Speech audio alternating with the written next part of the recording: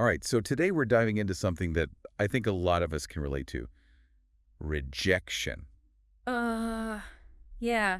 It's not the most fun thing to talk about, is it? Definitely not. But this deep dive, well, it's all about reframing those no's and those closed doors into something much more positive. Oh, okay. I like where this is going. Sign me up. We're going to be looking at this idea of rejections as redirections, pulling some interesting thoughts from a book called, you guessed it, Rejections as Redirections, A Guide to Perseverance. A guide to perseverance. Okay, I'm intrigued already. Because, let's be real, we all face rejection at some point, whether it's in our careers or relationships, or even just trying to get a table at a packed restaurant on a Friday night. Oh, tell me about it. That last one happens to me way more often than I'd like to admit. But, instead of letting those rejections get us down, what if we could actually use them as a compass? A compass. Yeah, to guide us towards a path that's maybe even better than the one we were originally on. That's a really interesting way to think about it. Instead of like a dead end, it's more like, okay, this is just a sign to take a different route. Exactly. That's exactly what we're going to explore today. So how does this whole rejections as redirections thing actually work? Like, how do you actually shift your mindset from feeling totally defeated to seeing the opportunity in a rejection? Yeah, it's not always easy. I mean, rejection can feel so personal sometimes, right? Oh, yeah, absolutely. Like a judgment on our worth. Totally. You put yourself out there, you get excited about something, and then bam, it's a no. It's hard not to take that to heart. But the book we're looking at today, it suggests a different way to approach those feelings. Okay, I'm all ears. It's about reframing rejection, seeing it not as a personal failure, but as information, Yeah. as feedback, as a signal. A signal. Okay, I'm listening. Yeah, a signal that maybe this particular path, well, it wasn't the right fit for us. So it's not, I'm not good enough. It's more like, this wasn't the right door for me at this time. Exactly. And maybe that closed door, well, it's actually nudging us towards a door that's even better. Oh, okay, I see what you mean. So could you give me an example? Like, how does this play out in real life? Okay, so imagine you're applying for jobs. You really want this one particular position. You pour your heart into the application, and then you get the dreaded rejection email. Ooh, yeah, I've been there.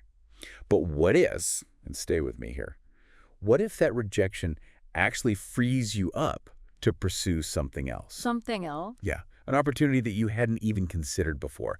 Maybe one that's a much better fit for your skills and your goals in the long run. Or maybe even, Right, go on. maybe it even inspires you to start your own business, something you wouldn't have had the courage to do if you'd gotten that original job. Yeah. I was talking to a friend recently who went through something similar. He was laid off from a corporate job. Oh, no. Yeah, it was rough at first. He was devastated. Yeah. But then he realized, hey, this is my chance to pursue my real passion, which for him is photography. Oh, wow. Yeah, and you know what? He's now running his own successful photography studio. No way. See, that's what I'm talking about. That's amazing. Yeah, so those no's, sometimes they're actually like Like what? a cosmic nudge, I guess you could say. Yeah. Pushing us out of our comfort zones, making us reconsider what we really want, and ultimately leading us towards something more fulfilling. A cosmic nudge. I like that. It's kind of like the universe has got your back, even when it feels like it's kicking you in the butt. Exactly. Mhm. And, the book actually talks about this idea of, quote, keep going. Keep going. Yeah, I'm a big believer in that. Persistence is key. Absolutely. Yeah. But I was also thinking, like, isn't there a point where you have to accept that maybe it's just not meant to be? Like, how do you know when to keep pushing and when to maybe change direction altogether? Right, right. That's Yeah. the million-dollar question, isn't it? I mean, persistence is important, but it's also got to be smart persistence, you know? Smart persistence. What's that? It's about recognizing the difference between a redirection, like we've been talking about, and a dead end. Okay, so how do you know the difference? Sometimes a series of rejections, well, it might be a sign that we need to, I don't know, adjust our approach a little bit. Or maybe even take a step back and reconsider our goals. So it's not just about blindly charging forward. It's about listening to those rejections, trying to figure out what they're telling us. Exactly. It's about asking yourself, what can I learn from this? Is this a sign that there's a different path I should be exploring? That's a really good point. It's like if you keep hitting the same wall, maybe it's time to find a door. Instead of banging your head against that wall. Yeah. So to kind of sum things up here, it sounds like the real takeaway from all this is that rejection isn't the end of the story. It's not a full stop. Definitely not. It's more like a comma, a pause, an opportunity to reassess, to redirect, and maybe, just maybe, to discover something even more amazing than what we initially had in mind. I love that. It's like taking that awful feeling of rejection and turning it into, I don't know, fuel for growth. Yeah, I like that. Fuel for growth. What? And I think it's a really empowering way to look at things. Absolutely. So here's a little something to think about.